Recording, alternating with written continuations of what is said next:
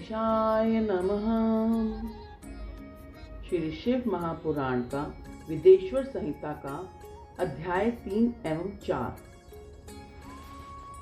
साध्य साधना आदि का विचार तथा श्रवण, कीर्तन और मनन, इस 3 साधनों की श्रेष्ठता का प्रतिपादन।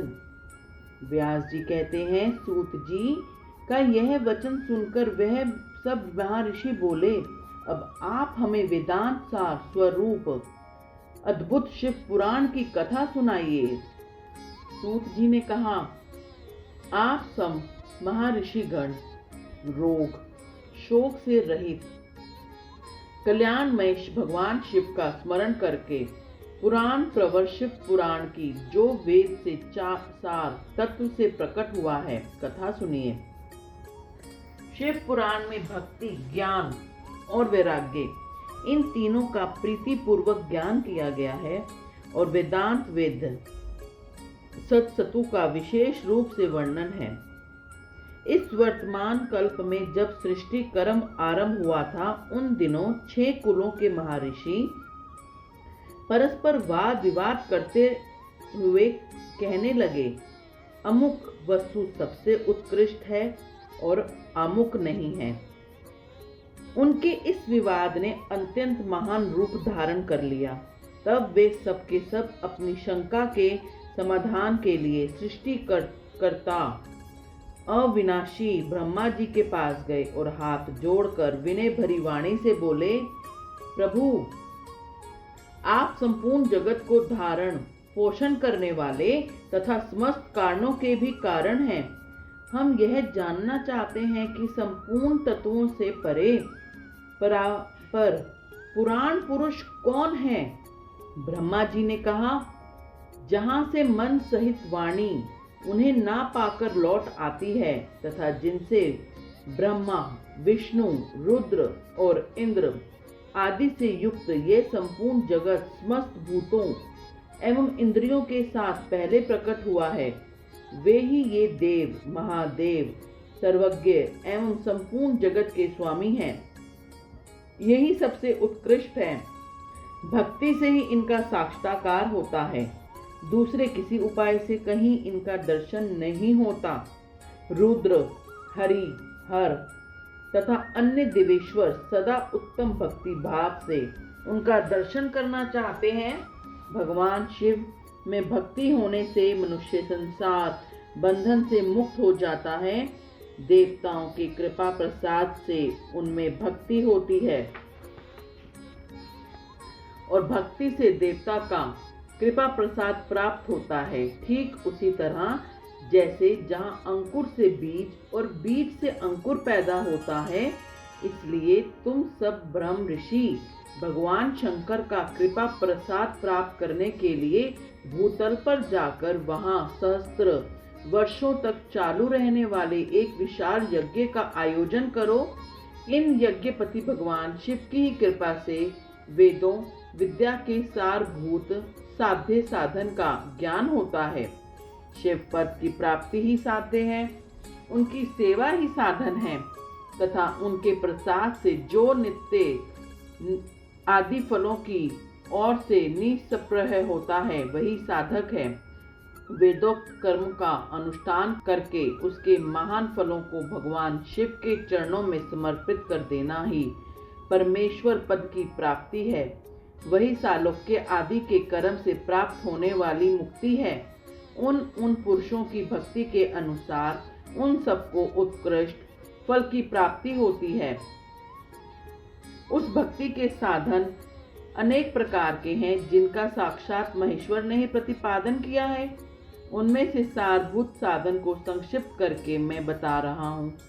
कान से भगवान के नाम, गुण और लीलाओं का श्रवण, वाणी द्वारा उनका कीर्तन तथा मन के द्वारा उनका मनन, इन तीनों को महान साधन कहा गया है। तात्पर्य ये है कि महेश्वर का श्रवण, कीर्तन और मनन करना चाहिए। यह श्रुति का वाक्य हम सबके लिए प्रमाणभूत है। इसी साधना से संपूर्ण मनोरथ की सिद्धि में लगे हुए आप लोग परम साध्यों को प्राप्त हों।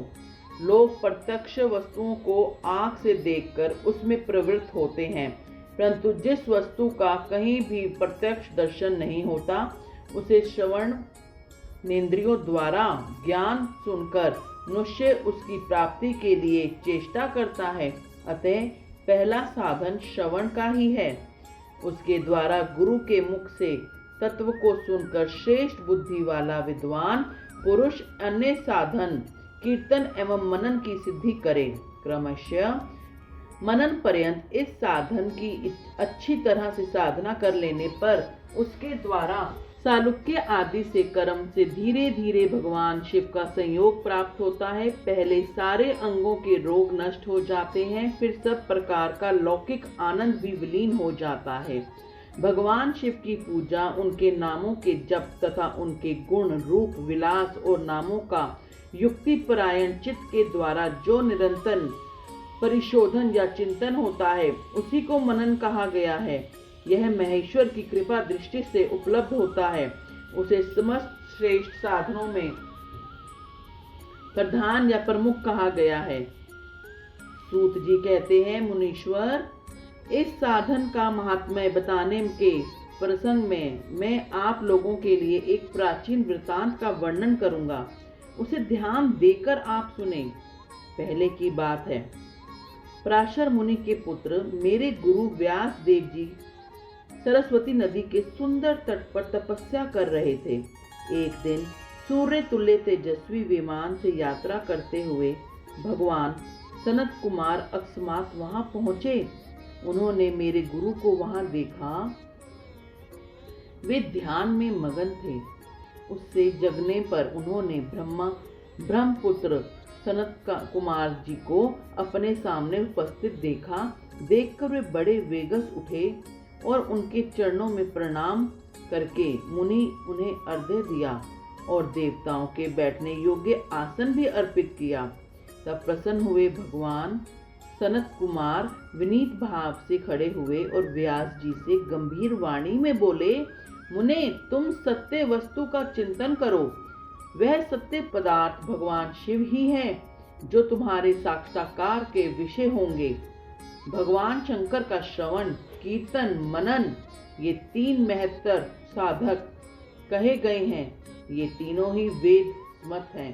पूर्व काल में दूसरे साधनों में के संदर्भ में पढ़कर घूमता घामता मंदराचल पर जा पहुंचा और वहां तपस्या करने लगा।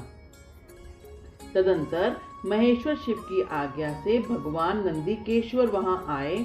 उनकी मुझ पर बड़ी दया थी। वे सबके साक्षी तथा शिव गणों के स्वामी भगवान नंदीकेश्वर मुझे स्नेह पूर्वक मुक्ति का उत्तम साधन बताते हुए बोले, भगवान शंकर का श्रवण, कीर्तन और मनन, ये तीनों साधन वेद समस्त हैं और मुक्ति के साक्षात कारण हैं। यह बात स्वयं भगवान शिव ने मुझसे कही है। अतः ब्राह्मण, तुम श्रवण आदि तीनों साधनों का ही अनुष्ठान करो। व्यास जी से बारंबार ऐसा कहकर अनुगामियों सहित ब्रह्मपुत्र सनत कुमार परम सुंदर ब्रह्म धाम को चले गए। इस प्रकार पूर्व काल के इस उत्तम वृतांत का मैंने संक्षेप में वर्णन किया है।